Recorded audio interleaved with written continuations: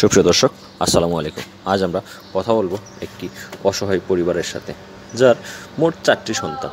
3টি সন্তান তার হওয়ার পরে যখন তার গর্ভে আরেকটি সন্তান আসে, 5 মাস বয়স যখন সন্তানটি হয়, তখনই তার স্বামী তাকে ফেলে রেখে চলে যায়। এবং এখন তিনি কেমন আছেন বা কী করেন, আমরা সেই সমস্ত বিষয়ে তার সাথে একটু কথা বলতে চাই। চলুন দর্শক, শুনে আসি তার কথা। আসসালামু আলাইকুম। ওয়ালাইকুম আসসালাম। আপনার নাম কি? আমার নাম নাজমা। আচ্ছা আপু, আপনি বলছিলেন আসলে বিয়ে হয়েছিল, আপনার বিয়ে তো অনেক দিনই সংসার করলেন, এখন বাচ্চা।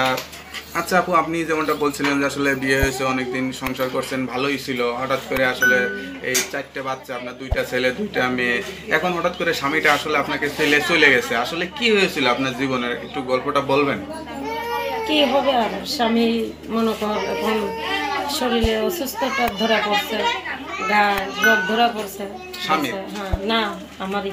আচ্ছা। বলতেছে যে ডায়াবেটিস, আবার চলতে ফিরতে পারে না, গ্রাম টারাম ঘুরতে পারবে না। তো মনে কর আগে যে বউ রাখা ছিল, সেই বউর কাছে চলে গেছে। ও, আপনার স্বামীর আগে আরেকটা বউ ছিল, আপনি কি জানতেন না? জানতাম। জেনেও তারপরে এতদিন সংসার করতেছিলাম, অনেকদিন তো সংসার করছে, কতদিন? বিয়ে হয়েছে 18 বছর। 18 বছর সংসার করছেন। আর ওই বউটা কতদিন আপনার আগে? সেখানে বউটা ছিল না, মানে আপনার পরে বিয়ে করছে, তালাক দিয়ে দিয়েছিলাম। পরে আবার নিয়ে আসছে ওই বউটাকে? আপনাকে পরে তালাক দিয়ে দিছে নাকি এমনি ফেলাই চলে গেছে, কোনো খোঁজ খবর নেয় না? ফেলেই চলে গেছে, খোঁজ খবর নেয় না। কোনো খোঁজ খবর নেয় না? মেয়েটা স্কুলে পড়তো, জি।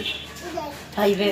মেয়েটা বাবা চলে যাওয়ার পরে রাগ করে সে গার্মেন্টসে ভর্তি হয়েছে। আচ্ছা আপু, আপনার আসলে স্বামী ছেড়ে চলে গেছে, যেটা বলছিলেন যে আসলে তার আগেও একটা বউ ছিল।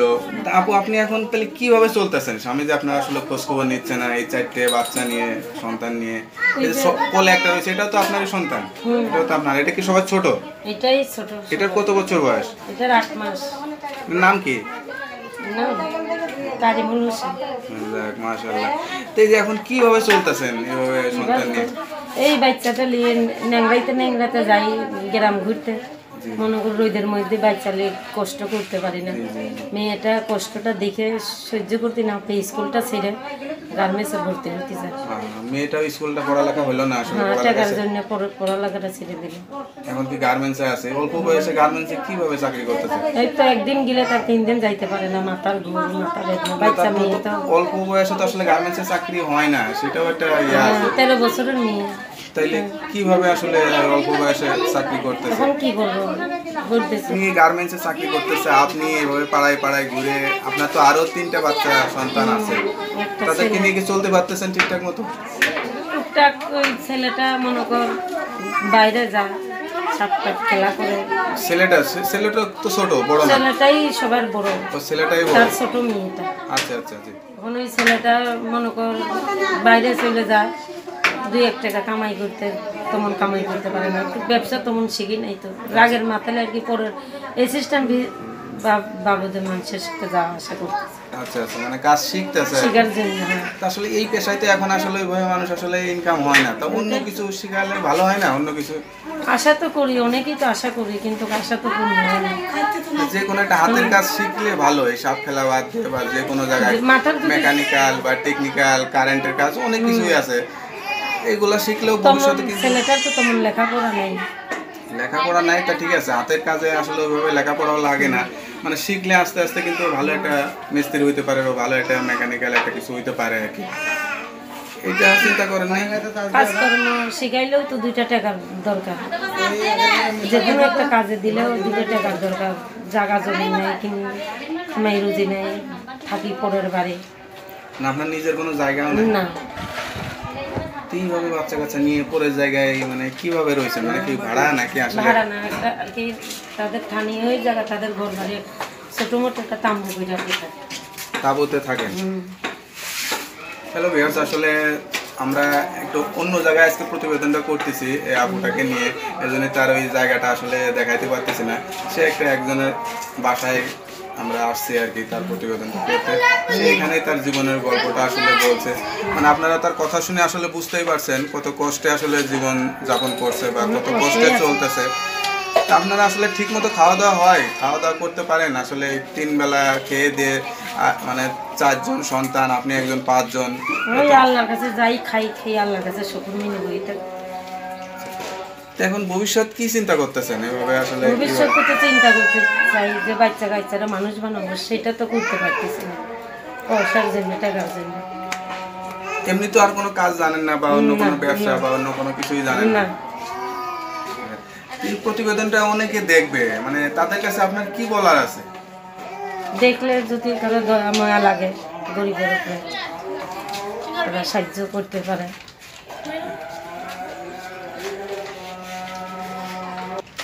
কি বলবো যে পরের বাসায় কাজ কাম করে খাইতে পারি না, কষ্ট, অনেক দুঃখেতে আছে। দুঃখের কথা কাকে বলবে, আল্লাহ ছাড়া কারোর বলার জায়গা নেই। যদি কেউ আমাদের একটু সাহায্য করতে, মনে করতাম যে না, আল্লাহ তার আমাদের মানুষ বানাবার চেষ্টা করতেছে। কেউ যদি একটু পাশে দাঁড়ায় বা কেউ যদি আসলে আপনাদের একটু আর্থিক সহযোগিতা করে। অনেক দুঃখে থাকে। ধরেন এই বাচ্চা যারা আছে তাদের যদি কেউ পড়ালেখার ছোট খরচ নেয়, বাচ্চাটা নিয়েও চলতে পারি না। জি জি, আরো যে 2টা মেয়ে আছে তারা লেখাপড়ার খরচ দিতে পারি না, অনেক দুঃখের থেকে। আমাদের পাশে কেউ দাঁড়ায় এরকম মাটা। সেটা আসলে আপনার ইচ্ছাটা যদি আসলে ভালো থাকে যে বাচ্চাদের পড়ালেখা শেখাবো বা মানুষের মতো মানুষ করব, করতে তো চাই, অনেক আশা করি যে বাচ্চাদের মানুষ বানাতে চাই, কিন্তু করতে দিয়ে তো পারছি না। না এখন দেখেন আপনার যে মেয়েটা সেটাকে আসলে গার্মেন্টসে দিয়ে দিয়েছেন, পড়ালেখা শেখাতে পারেননি। আপনার যে ছেলেটা সেটাও আসলে মানে যে লাইনে গেছে আসলে এই লাইনে আসলে ফিউচার ভালো না, মানে ভবিষ্যৎ আসলে অত ভালো না।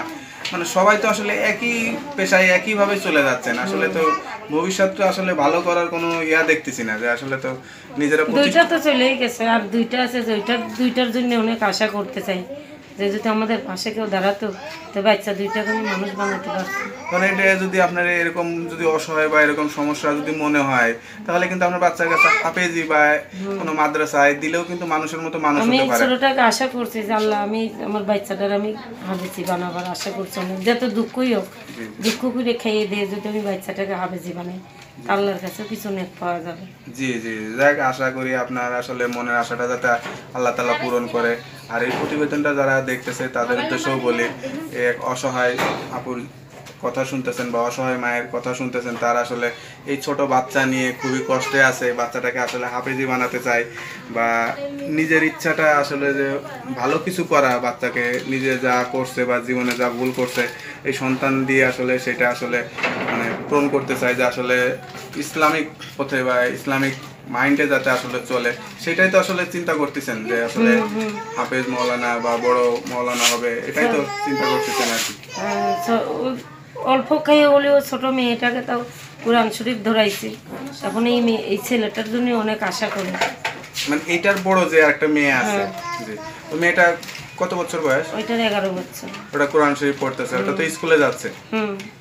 আচ্ছা যাক, ওই বড় মেয়েটার বড় ছেলেটা মাথা লেছে যে আমরা তো পড়তে পারলাম না, দেখি আমার বোনটার ভাইটাকে পারি না।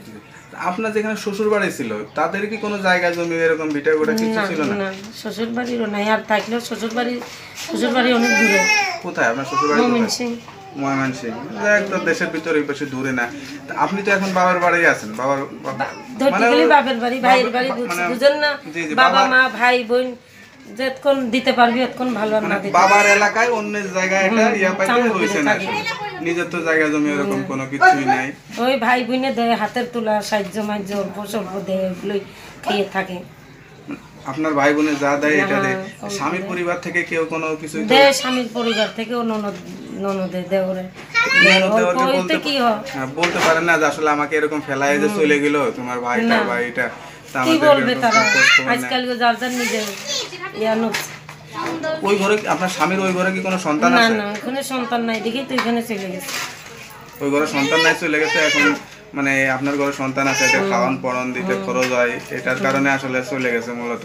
এটা তো আসলে এটা কোনো বাবা হিসেবে এটা কোনো দায়িত্ব না। আগে যে শরীর সুস্থ ভালো ছিল, গ্রাম টেরাম ঘুরতে পারছে, আর এখন তো শরীরটা অসুস্থ, বাচ্চা হবার পরে অনেক রোগ বেমারে ভুগতেছে, মনে করে এর জন্য অত চিকিৎসা করতে পারবে না, খাওয়া দিতে পারবে না, বাচ্চা কাচ্চার ভরণ পোষণ নিতে পারবে না, এর জন্য ছিল। মূল বিষয়টা কি আপনি যতদিন ইনকাম করে খাওয়াইতে পারছেন ততদিন আসলে ভালো ছিল। এটাই আসলে তার ভিতরে আসলে একটা মানে সমস্যা, যে আসলে স্বামী স্ত্রী এখন ইনকাম করে খাওয়াতে পারতেছে না, এই স্ত্রী আর ঘর করবো না, এরকম চিন্তা ভাবনাই তো করছে আসলে। আর ও সেখানে বাচ্চা কাচ্চাও নেই, এখানে চলে গেছে।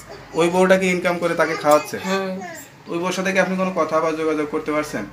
কি বলবো, যোগাযোগ করে আর কি হবে তাদের সাথে আমার? ও যে বোন, দেখো আমার ঘরে এরকম 4টা সন্তান থেকে তোমার সাথে এখন সংসার করতেছে, বলছে কি আমার ওইটা কোনো দেখার দরকার নেই। এটা বলে। তো তারও মন মানসিকতা এরকম ভালো না। তারপর যাই হোক, আমরা এই প্রতিবেদনটা করতেছি, এই প্রতিবেদনটা ইউটিউবে যাবে বা ফেসবুক সোশ্যাল মিডিয়ায় যাবে, এতে তো কোনো সমস্যা নাই। না। আচ্ছা, আর এই প্রতিবেদনটা দেখার পরে অনেকে আপনার সাথে যোগাযোগ করতে চাবে, কোনো মোবাইল নাম্বার আছে? আচ্ছা, মোবাইল নাম্বারটা কি মুখস্থ আছে? মুখস্থ আমি মূর্খ মানুষ, মুখস্থ করি না। আপুর নাম্বারটা মুখস্থ নেই, আমরা নাম্বারটা ভিডিওর মধ্যে দিয়ে দিব, আপনারা এই নাম্বারটা নিয়ে আপুর সাথে যোগাযোগ করবেন। আশা করি সবাই ভালো মন মানসিকতা নিয়ে ফোন দিবেন, কেউ অযথা ফোন দিয়ে হয়রানি করবেন না। কেউ যদি তাকে একটু হেল্প করতে চান, এই বাচ্চা নিয়ে যে সে আসলে আছে, আরও 3টা বাচ্চা আছে, এই বাচ্চাগুলো যাতে একটু ভালো মতো খাওয়াতে পারে বা ভালো মতো করে একটা আসলে কাপড় চোপড় দিতে পারে, এই দোয়াই করি, এই আশাই করে আমরা আসলে আপনাদের কাছ থেকে বিদায় নিচ্ছি। তা আপু ভালো থাকবেন, দোয়া করি। আসসালামু আলাইকুম।